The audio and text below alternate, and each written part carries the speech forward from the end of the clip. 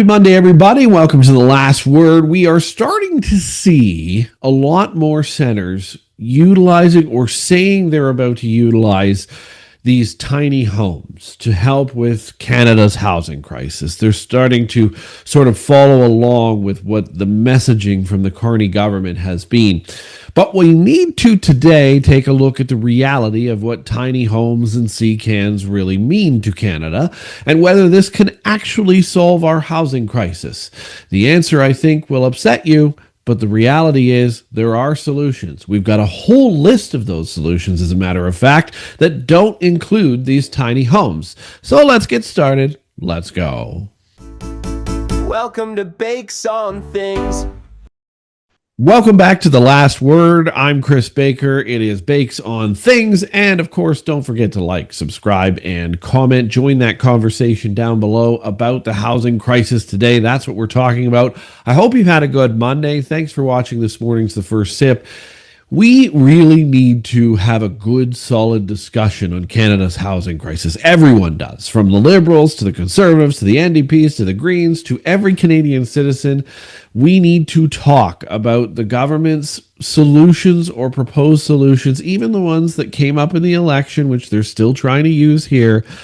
That latest solution to our housing crisis, which is tiny homes, shipping containers, and modular boxes. Because we're starting to see cities like London, Ontario, Kitchener, Ontario, and others across other provinces, BC in particular, starting to use these a little bit with homeless folks. Now, it sounds clever, it sounds trendy, it looks good in a photo op, but we need to be real. This won't fix the housing crisis. Okay, let's be very, very clear on that, as Mark Carney likes to say. It's like bringing a garden hose to a house fire. You're just not going to be able to put out that fire, not with a tiny home.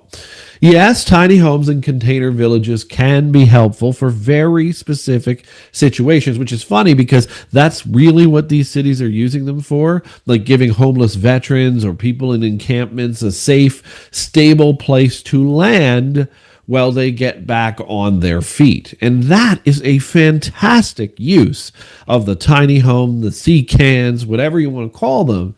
That's good and it's necessary for those situations. But these projects do not touch the actual housing crisis, and they do not touch the bigger problem of why people are falling into homelessness in the first place. And they definitely don't make it any easier for families, students, or young workers to afford an actual home. To give you an example of what they look like, now obviously there are ones that are more elaborate than this, but this is kind of what you're looking at here. A small family is not going to be able to start out in this home. That problem is not solved by this sea can. Okay, so here's the scale of what we're actually dealing with here in Canada. Canada needs about this is from CMHC, not any government side or political party, 3.5 million new homes by 2030, just to bring prices back to something that people can handle. 3.5 million. Tiny home projects usually do add a few dozen at a time, even if we built hundreds of these things in hundreds of these villages. We'd still be nowhere near the number we need. And again, like I said to you already, are you going to fit a small family into one of these sea cans? The reality is no. And rents keep climbing because vacancy rates are stuck at historic lows. So what happens is, well, let's take a look at last year, for example. Let's go right there first. So last year, the national vacancy rate was barely above 2%.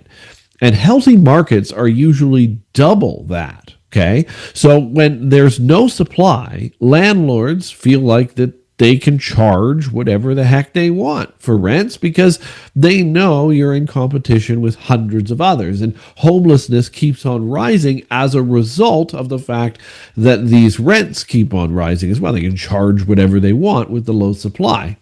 On top of all of this, building has slowed as well. There's nothing in the Carney government's plan to increase building at all. And yes, we've seen some rental projects get started, but high interest rates and expensive land, labor shortages, and endless red tape among municipal, provincial, and even federal governments mean that the pace is still far too slow to catch up this housing market's demand.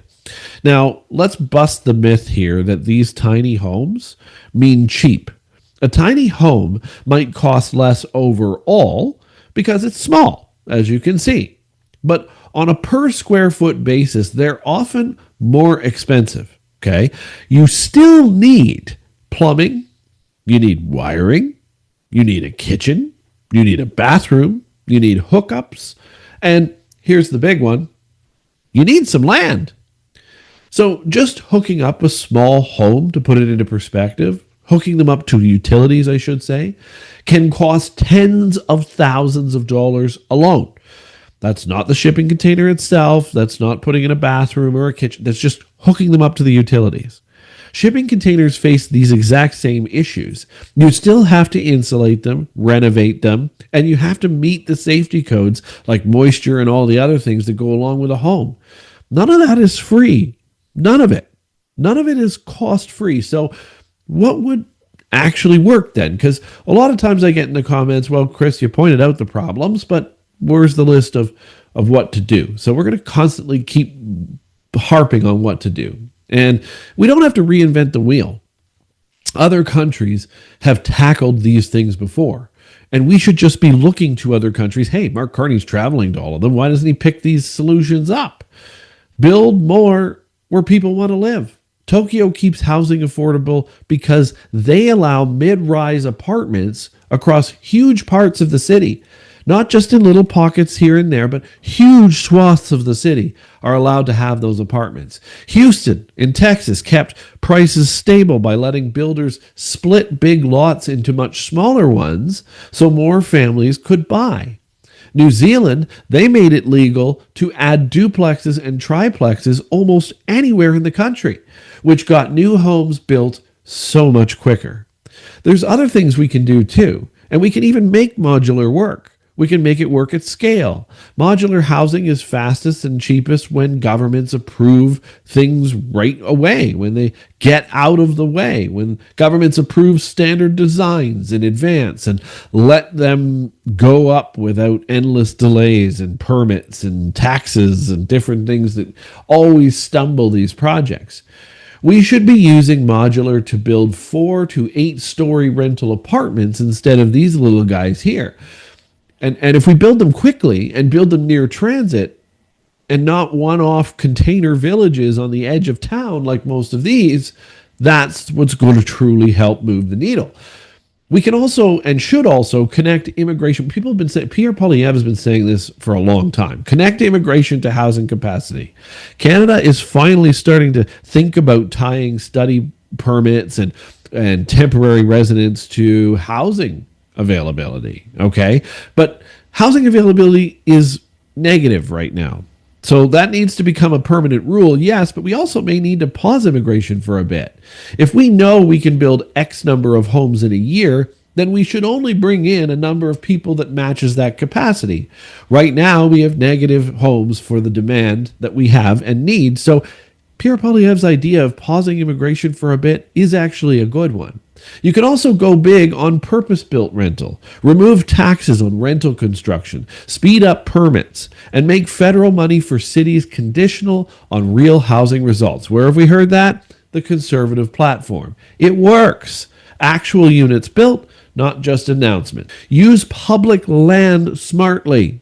Okay, we have both parties saying they would do this, but countries like Singapore and Austria actually solved some housing shortages by building thousands of affordable units on public land and keeping that land in public hands.